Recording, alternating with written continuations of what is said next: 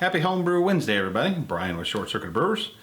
Before I get started with anything, I just wanted to say that I really appreciate everybody that has subscribed recently. I appreciate all the old subscribers, but I really appreciate all the new subscribers. I went from hit 1,000 in February on I think the 23rd, and then almost exactly 3 months to the day hit 1,500. So I'm just like completely blown away by the amount of people that have subscribed to the channel over the last 3 months. So unbelievable. Thank you so much. I really appreciate everybody subscribing. It's been amazing. So to that, cheers.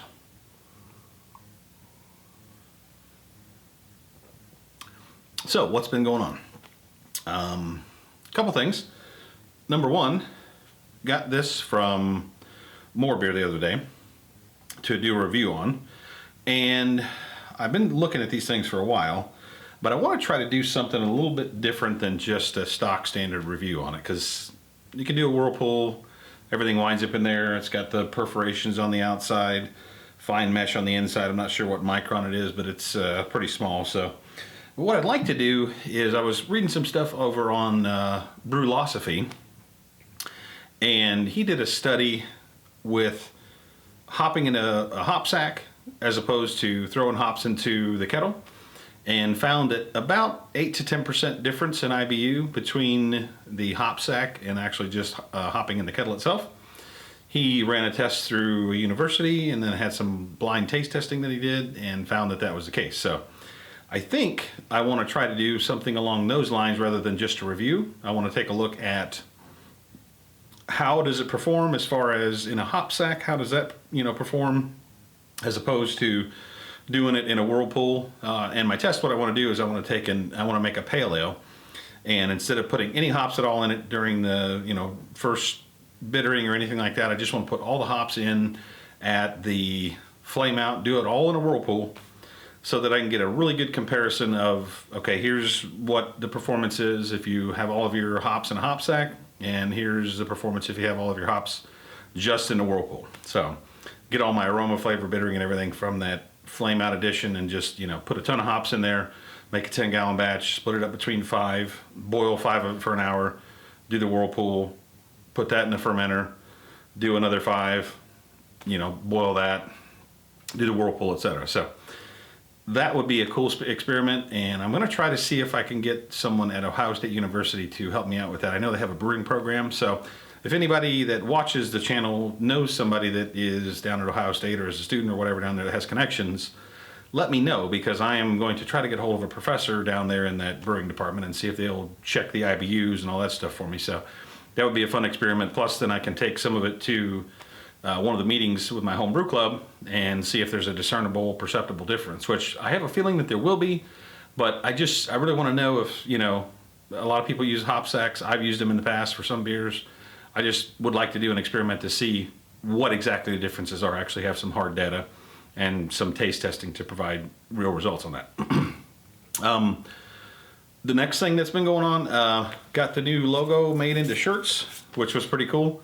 I think they came out great. Some of the people on Facebook asked about them, different colors and stuff. I ran a short little campaign, and I think a couple people bought some, so I don't know. It's one of those things where I wanted some shirts just for me, and then some people asked about them, so I threw that up there. If anybody else is interested, let me know. I can throw a campaign up there again. I don't know, if you guys want any or not. I wanted some, so that was the main reason I had them made. But I appreciate what people did buy them, and I'm not really looking to make any money on them. It was just kind of cool to, I thought the logo came out nice and had them done in a shirt, so thought I would do that. Secondly, I've been way behind on my hop plants. They have been crawling all over the yard. And so I was able to get out there the other night and get those strung up. I don't know, any of you that grow hops, if you use like ropes or twine or something like that, I actually have been using, since last year, I used a vinyl coated cable, like I think it was 1/16 of an inch. And I was pleasantly surprised that the hop plants climbed right up that, no problem, didn't have any issues with it at all. The nice thing about that is I can use it from year after year after year, and it doesn't deteriorate. I had a couple of cracks in it, but other than that, it worked out pretty well. So one of my hop vines was probably about 8 feet tall, something like that. I'll show some video or photos of that right now.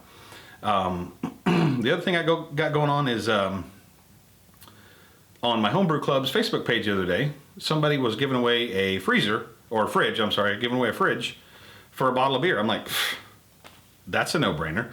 So I threw my hand up right away, got the fridge in, and it was a Black & Decker model, and it had a little freezer portion in when you open the door to the right. And I had a thought, I'm like, well, you know, maybe I can take that loose, and if I'm careful, I can gently bend it down to go across the back of the fridge. So that's what I did. I'm gonna show some photos now of it. And I was able to get that tube to bend gently and not crimp or anything, so it didn't, you know, didn't break the seal or connection on the freezer to the pump itself, the AC pump. And it also worked well enough that I was able to turn that thing all the way down as low as it'll go with that freezer portion at the back of the fridge, and I was able to get it down to, I think, like 31 degrees, and it was still chilling down whenever I checked it the next morning. So I have some pretty high hopes on that, about doing some lagering, and that all kind of ties into the brew control thing that I'm going to be doing. So I'm not going to get a Inkbird or any of those kind of controllers at this point yet. I think I'm going to tie that in with the brew control automation, and that's kind of exactly what Peter, the guy that sent me the parts and everything for the brew control, said, that you probably want to get more relays and things in what you think you need and make more connections to the box before you start, because you're going to come up with all kinds of cool stuff to do that you'll need connections for. So that's that. I am also going to be brewing the Saison that I talked about previously in I think a previous episode. So I'm going to be brewing that this coming weekend and doing that, and I think that's probably about enough. Got some more stuff in the works. This is the last time I'm going to say that, because until it happens, I feel like I'm like making something out of nothing. So until I have something in my hand, I won't say anything again, guys, I promise. So I am still working on the brew control stuff, ordering components for that, and got the Riptide pump review done. That was what took up most of my time last week, so I didn't get a chance to do the Homebrew Wednesday because of that, but wanted to try to give you guys an update now, because there's a lot of stuff been going on since then. So that's where I am right now, and hopefully we'll have some more stuff for you guys next week. Trying to shoot some more video and everything. Again, I really appreciate all the subscribers. Really appreciate everybody supporting the channel. It's just been overwhelming, and I really appreciate everybody's support. So this is Brian for Short Circuit of Brewers. Remember, have a beer. The weekend is near. Cheers, everybody.